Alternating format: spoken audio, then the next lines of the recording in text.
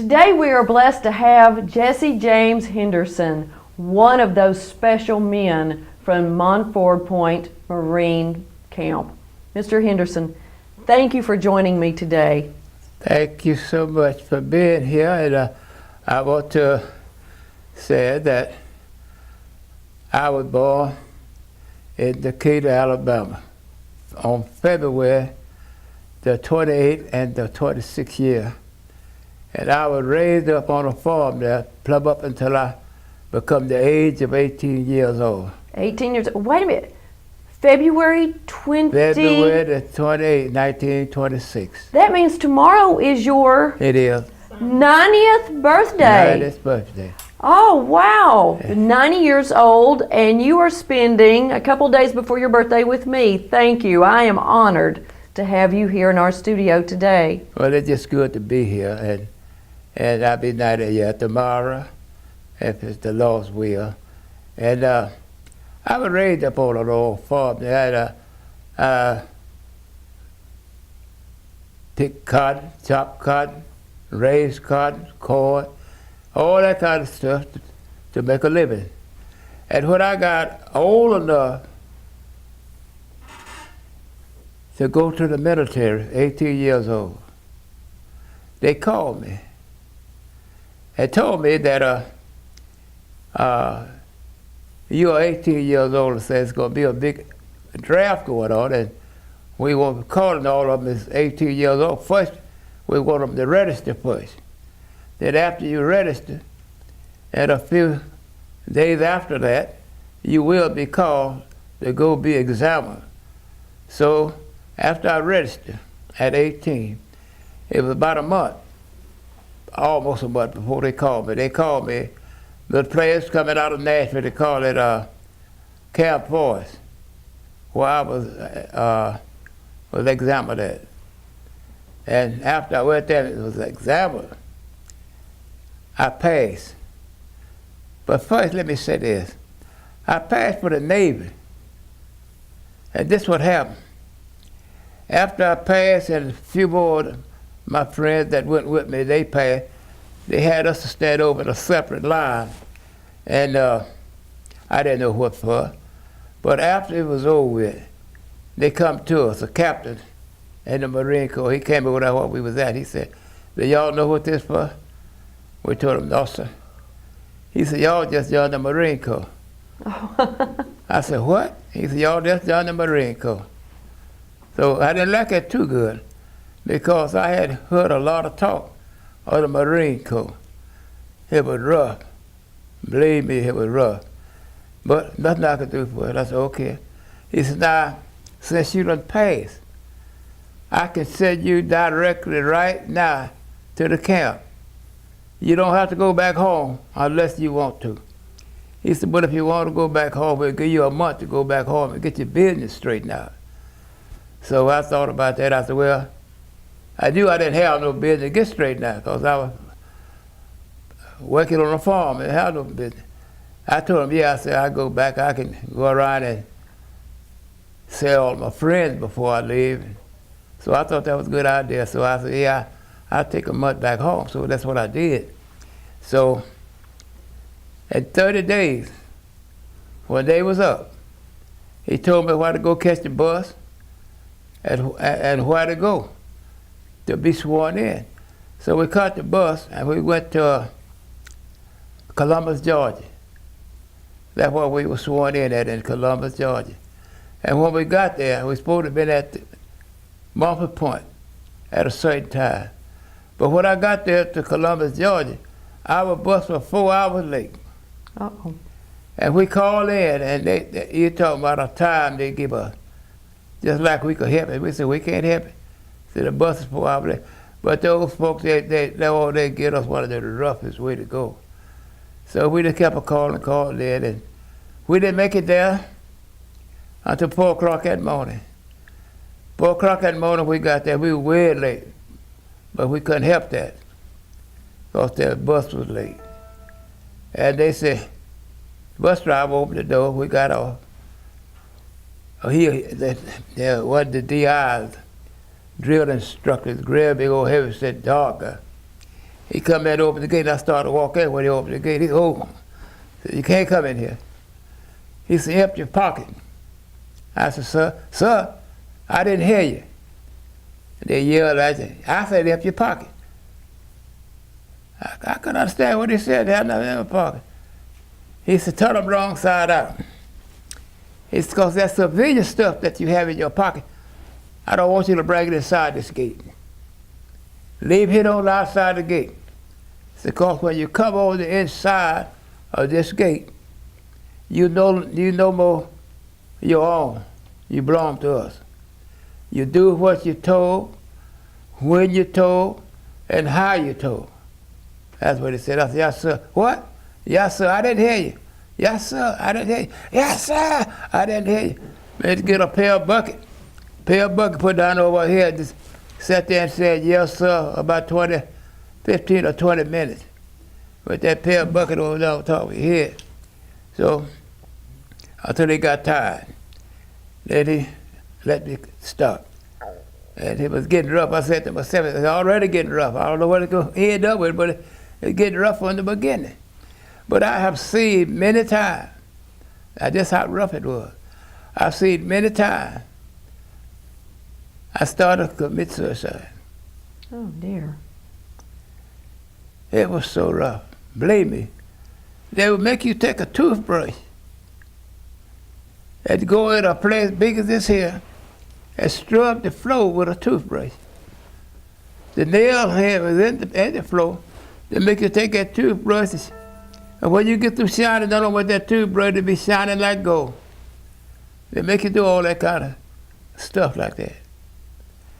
But we had to do it. Now, there was a reason that they were calling young men. December 7th, 1941. Right. Pearl Harbor had occurred.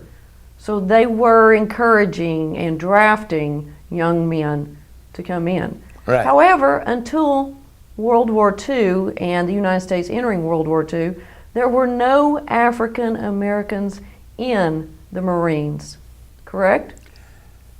Not as I know of, they said they just started drafting African American in the Marine Corps. And I think President, if I remember right now, I think President Truman started Okay. to let them draft African American into the Marine Corps, because there wasn't no African American in the Marine Corps. That's what was told to me. So when you went in, Montford Point was only for African Americans. Right. The white Marines did basic training at Parris Island. Right. You were one of the first divisions of young men to go through Montford Point, correct? That's what they said. Okay. They also said we made the way for the rest of them. We are the ones that made the way for the rest of them. 6 weeks you were trained there. 6 weeks training. Learn to shoot, learn to physical training, I'm assuming. What type of training? What did you learn? What skills? What did I learn? Yes, sir. Well, I learned, if it was any way that I could get out of there, I would have. But I learned a lot of things, but I had to learn it the hard way. Because they think if they ask you a question, and then you that answer right there and know what they was talking about, they get all over you. So we were young and been on a farm, didn't know nothing but just farming and go on, Couldn't go to school, didn't have half enough of learning because we had to work on the farm. So we just did the best we could and tried to answer the question the best we could and do the best we could. But that wasn't enough. And the house, the bunks, they said it was barracks. But what we were living in, it wasn't such a thing as no barracks. It looked like it just somebody just threw it up. And there was old buildings, little old buildings big enough to hold about 5 or 6 people. And they didn't look too too good, but we didn't have nowhere else to live but in. Same way when we went overseas. We wasn't living in no building at all over there, we were living in pup tents. And pup tents, just like a little old tent you put up in the yard, it was just big enough to hold 3 people. One was the squad leader, and the squad leader had 2 men with him, 3 of us, at pup tents. After your 6 weeks of training, you got to go home for a brief while before you and your comrades were sent to Pearl Harbor. Right after the devastating day in 1941, about 5-6 months after that time, you arrived at Pearl Harbor. What did you see when you arrived at Pearl Harbor? Well, what I seen when I wrote at Pearl Harbor is the damage was still there. What the Japanese had tore up, it was still there. Ship sticking up in the water like its nose down, sticking up. Plane, the fighter plane was on the ground, all tore to pieces. You couldn't tell what it was. They were tore up so bad. All that stuff was still there. When we went over there, still there. They had never cleaned it up. I'm sure many of the people, you shared with me, many of the people were still experiencing the trauma because they were there when Japanese attacked. Oh, yeah. And you were sharing some stories about the children there. Could you share that with us now on film? Well, it was I saw a lot of them. Not was there because they hadn't moved all that, all but the other thing, but I saw a lot of other stuff that people still right now. It's broke all up. It's in bad health. Some of them got killed, and some of them just got battered up so bad, so there'd never be no more count. They'd be crippled up the rest of their life, a lot of them. And it was just a sight to look at. The children heard the planes coming in. You told me they went in and told the adults that they kept hearing something, and the adults just thought it was kids. Well, that was like I have did the same thing. When I was coming up, grown people was talking. We had grown people to come to our house, and we set up talking. See, we didn't want children to be involved in what grown people would be talking about. So we'll tell them, you know, go in the other room or go somewhere. So I guess that's what they call themselves doing. They didn't want them in there listening and everything what grown folk were talking about. So every time they go in there and tell them that they heard noise in the air, they would tell them, say, y'all go on back and play. They'd pay no attention until it was too late. And they went back out there again. And they went back in there again and tell them, we hear a whole lot of noise in there. They got up that time to go see, because they had to run the children out 2 or 3 times about telling them what they heard. I guess they decided, we better go out here and see what's going on. So they did that. And when they went out there, they heard the same thing. And when they looked up, it even heard the same thing. They see something.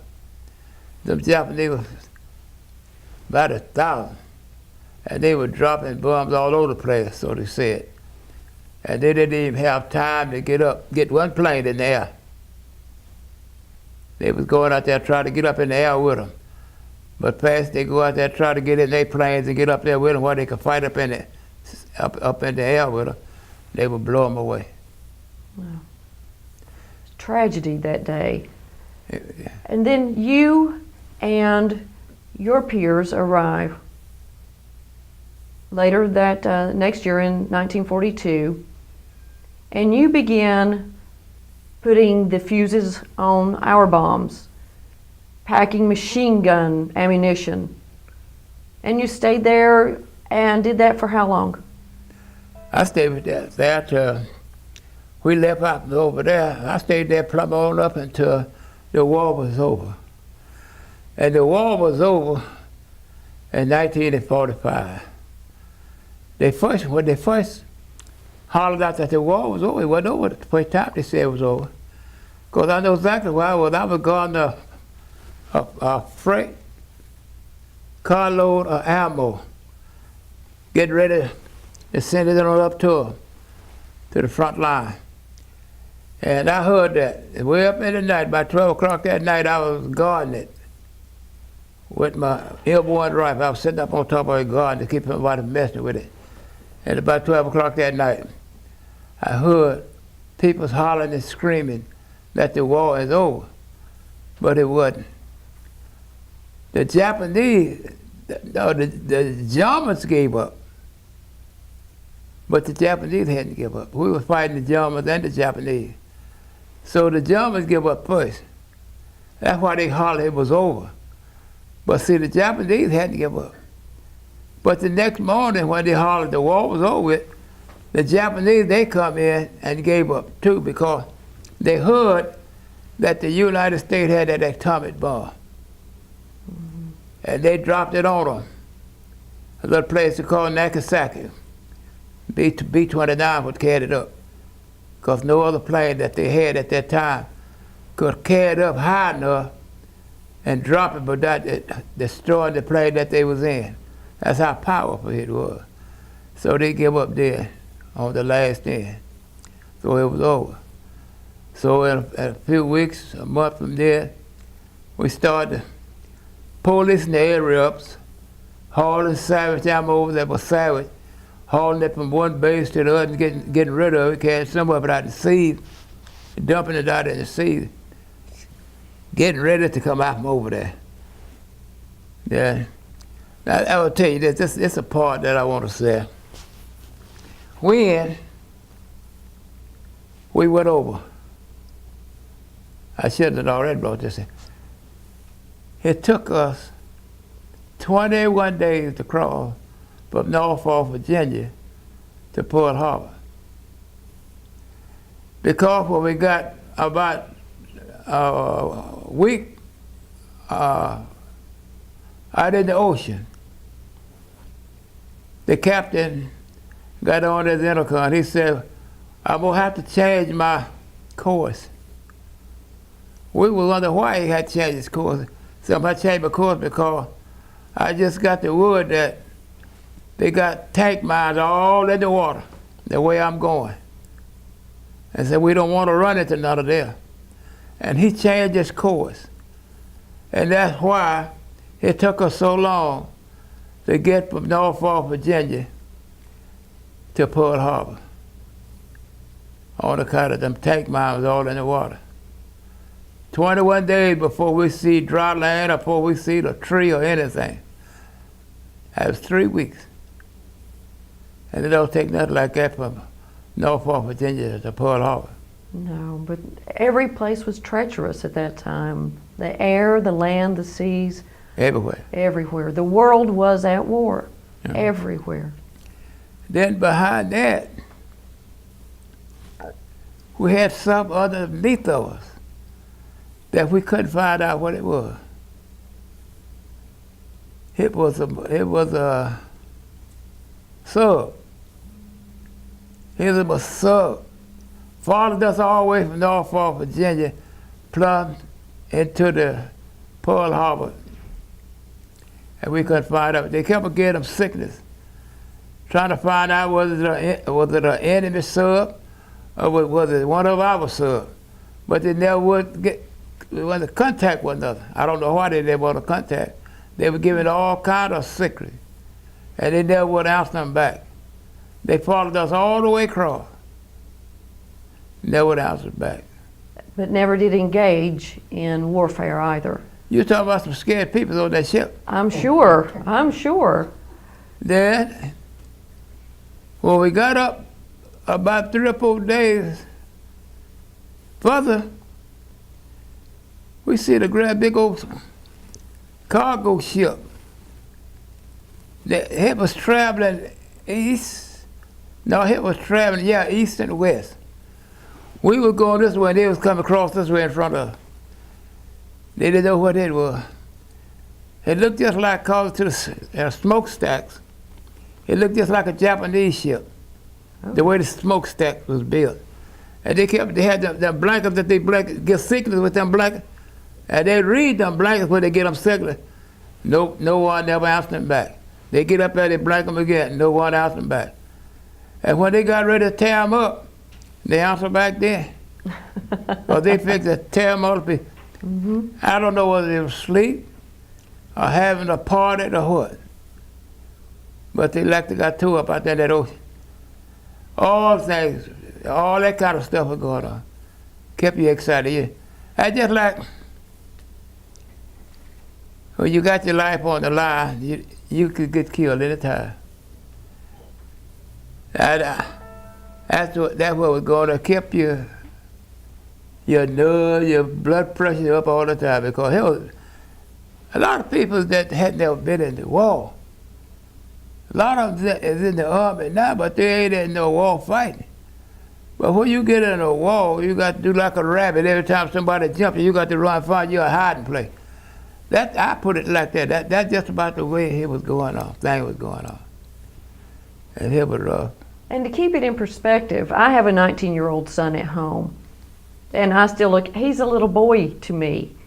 You were 18 and experiencing those stressful moments all day, all night, never knowing what may occur at 18 years old.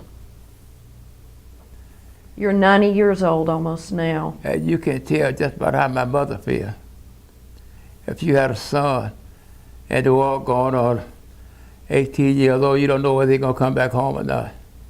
It puts a big burden on your mother too. Oh, I can only imagine. I hope I never have to experience, but I can only imagine the burden that your mother was carrying at that time. You're 90. Would you go back and do it again?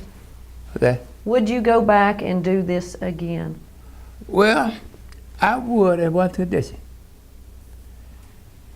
If it take going back to help save this country, I would.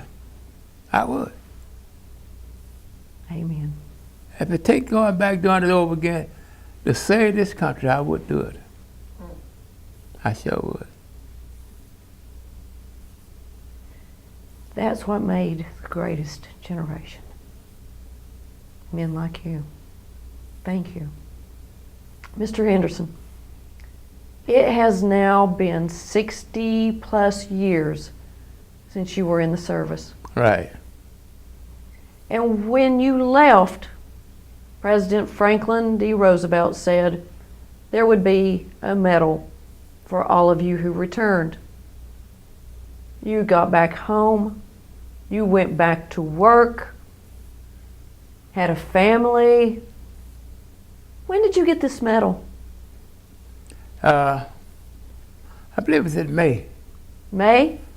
When I got this, I believe it was when we had a ceremony at church. Was it in May? It was in May. May of? This year. 2015. Yeah. May of 2015. Right. Before you received the medal that's currently hanging around your neck right now. May of 2015. Right. Why did it take so long, 60 years, to get a medal? Well, that's what I've been thinking. Why? I guess if I didn't heard something about what was going on and started calling this and calling that, letting them know that I know, probably it would still be going on. So thank goodness you had friends who reached out and said, this humble man for all these years served his country, stayed humble. And other people said, no, you deserve this. And they went out to make sure that you received it. Right. I can say, I'm a member of the VFW, and I can say one thing, they played a big part in it too. The VFW on Park City Road. They played a big part in it, helping me to get to where I'm at. They did. They played a big part. Yeah, those guys go the extra mile, I'll say. Oh yeah, they do. Yes. They really do. You're sharing with us today a beautiful flag. What's so special about this flag? That flag right there, it's so one of them stiff it. It flew over the Capitol building with my name on it. And that congressman, he said he decided to take it down off the Capitol building and bring it to me. One of them so stiff as you'll read it, then that's why it'll tell you that. Yes, and next to the flag, beautiful gold coin. What does that coin signify? Well, to me, it means a lot to me. It really does. It means a lot. The coin is about your service? I think so. Yes. That's what I said and represent. Represents your service. Here, I think, yes, the gold coin, the certificate of recognition to Jessie James Henderson, the 10th day of March 2015, you received. And I know we have a close-up that'll be showing right now. 2015.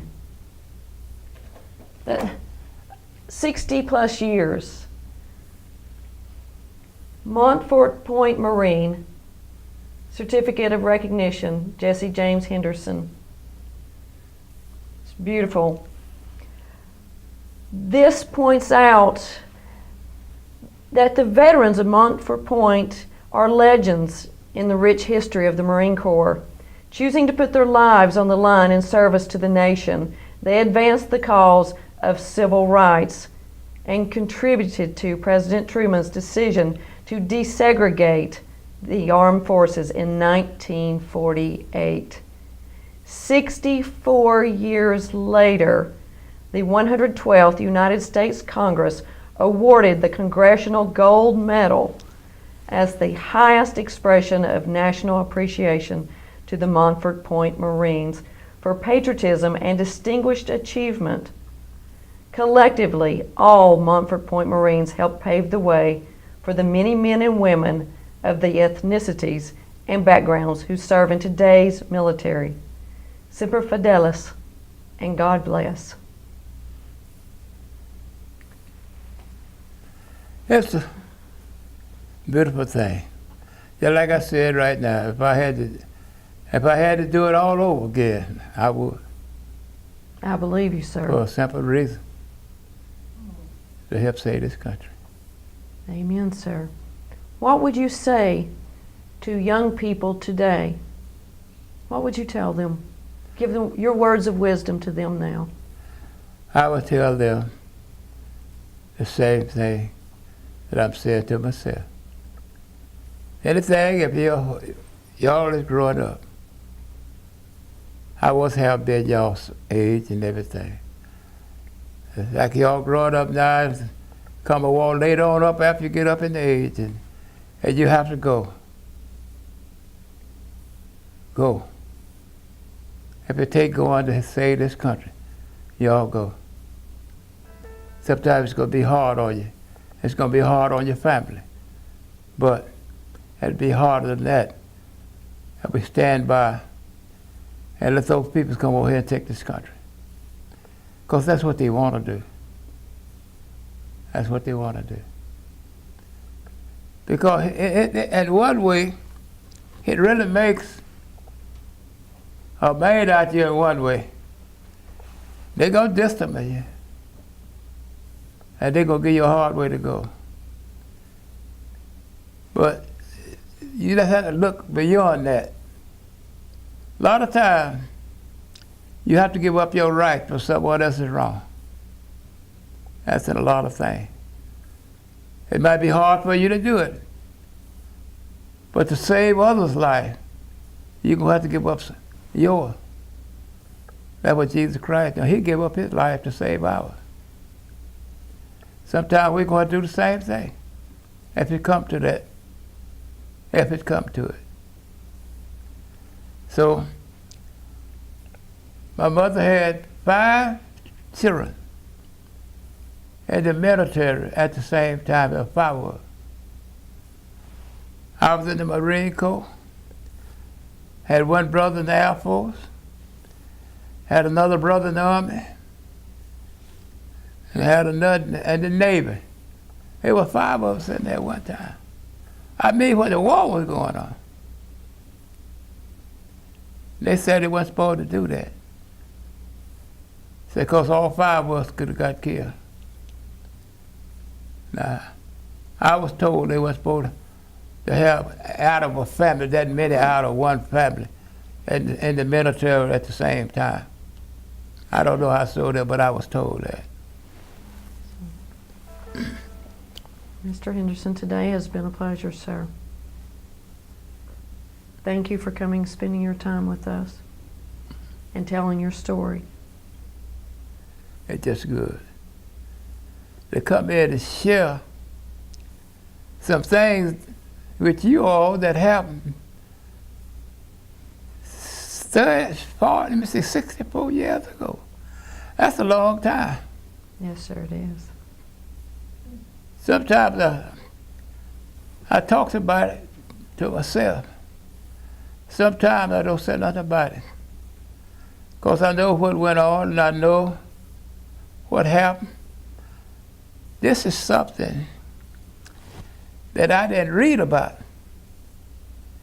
This is something that I went through with and I saw it with my own eyes. A lot of our young people, they knew a lot about history, but they read about it. They didn't see it, but it's something that they read about, which is good.